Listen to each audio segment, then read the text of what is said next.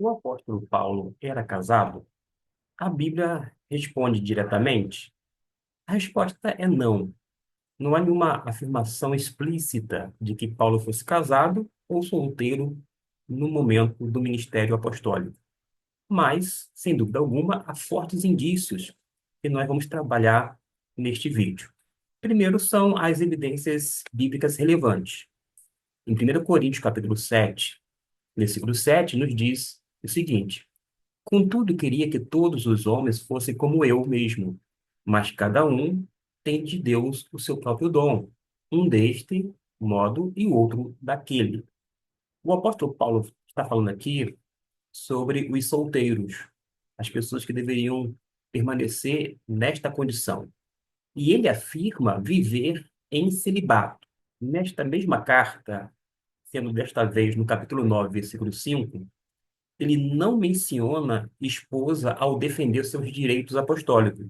Diz o texto: Não temos nós direito de levar conosco esposa crente, como também os demais apóstolos e os irmãos do Senhor e Cefas?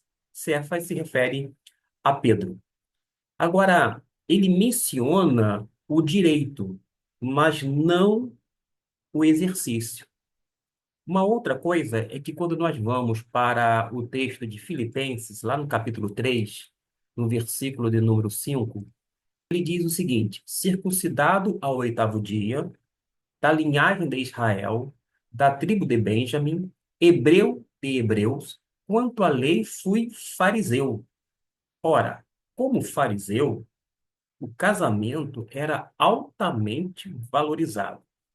Além do que, quando nós vamos para Atos, capítulo de número 26, no versículo de número 10, vamos encontrar o seguinte registro da parte de Lucas, quando nos diz assim: O que com efeito fiz em Jerusalém, pois havendo recebido a autoridade dos principais dos sacerdotes, não somente encerrei muitos dos santos em prisões, como também dei o meu voto contra eles quando os matava.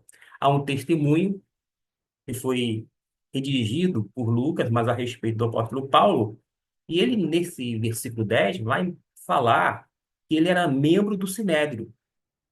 Nesse versículo 10 ele fala sobre os membros do Sinédrio, que costumavam ser casados. E isto sugere um envolvimento institucional. As hipóteses incluem: Paulo era viúvo, ele foi abandonado após a conversão ou nunca foi casado. Esta última é menos provável culturalmente. Agora, uma coisa precisa ficar muito clara em nossa mente e nosso coração. O apóstolo Paulo, ele viveu o ministério apostólico em celibato, mas por uma vocação e também uma estratégia missionária. Não porque era uma imposição ascética,